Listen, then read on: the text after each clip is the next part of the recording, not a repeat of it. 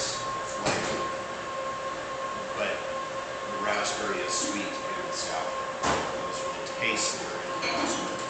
But what makes a raspberry different than blackberry is the aroma, and the aroma combined with the taste. That's what we call flavor. Also, there's other senses involved in flavor. Texture, and temperature, and even sight all add up to this thing that we call flavor.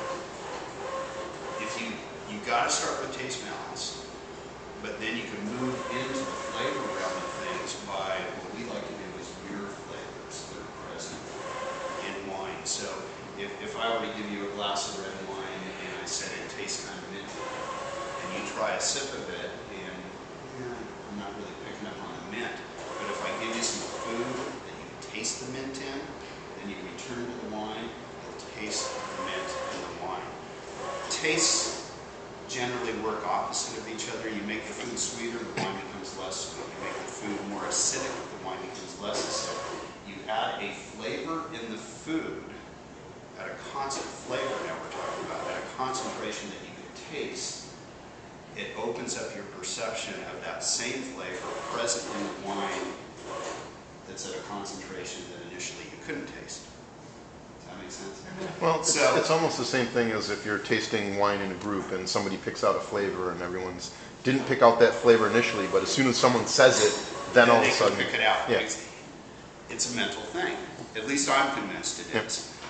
When you can taste it, when it's put in a high enough concentration of food where you can taste it, it opens up your perception to that same flavor that's present in wine at a lower concentration. And the interesting thing about wine too, wine is so complex. I mean, it's the reason why wine is made out of grapes, not other fruit. It's the complexity that those grapes give to wine. When you taste mint and wine, the chemical structure of what you're tasting, that mint, is the same, if not close to being the same, as the mint that's in, that when you actually pick mint and use it in food. Chemically structured, are very similar.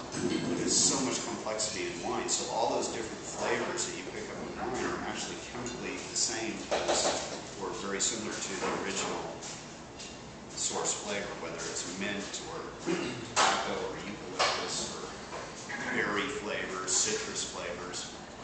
So it's interesting. So flavor marrying is kind of cool because all of a sudden, you know, with taste balance, when food and wine are in balance, then the type of wine that you pair with that food is a whole category. Thank you. This particular dish goes great with big whites. This particular dish goes great with sweet whites. This dish goes good with dry whites. You open up the door to a whole category of wines, but then as soon as you mirror some flavors, then you're trying to hone in on a specific wine. Our Moscato here tastes like peaches to me. So what do during peach season? We make peach desserts and pair it with our Moscato.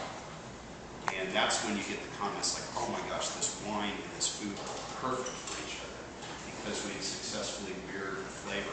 You know, another thing on mirroring flavors is you don't have to necessarily mirror the flavor that's present in the wine, take that flavor and put it in the food, but you can put a flavor that's complementary to the flavor of the wine. Something that goes well with that kind of flavor. Or the wine that you cook with, if you cook a dish with wine, isn't necessarily the wine you serve with that dish. Not necessarily. And cooking, when you cook with wine, I look more at categories. You know, if I'm going to make a dish with cab, I'm not going to grab the same cab, but I might cook with a cab, or even a Merlot.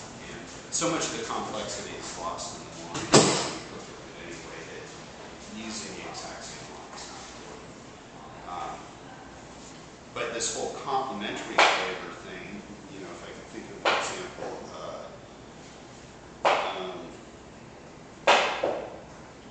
strawberries and chocolate. You know, you have, the wine has some wonderful strawberry characters to it. So you pair it with food that has some chocolate in it. The strawberries and chocolate go well together, as opposed to putting strawberries in the food, because strawberries and strawberries go well together. So that's the whole concept of flavor mirroring. You could go into some other directions on food and wine pairing to look at textural elements. That's sort of where white wine with seafood, red wine with beef comes from. It's a textural thing. You know, you have a very light, delicate piece of fish. You think of a light, delicate wine like Pinot Grigio. A big New York steak that has a lot of texture. Wine has a lot of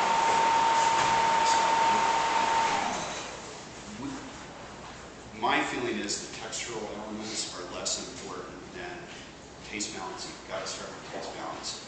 And then if you can mirror flavor, that sort of takes the food and wine pairing up.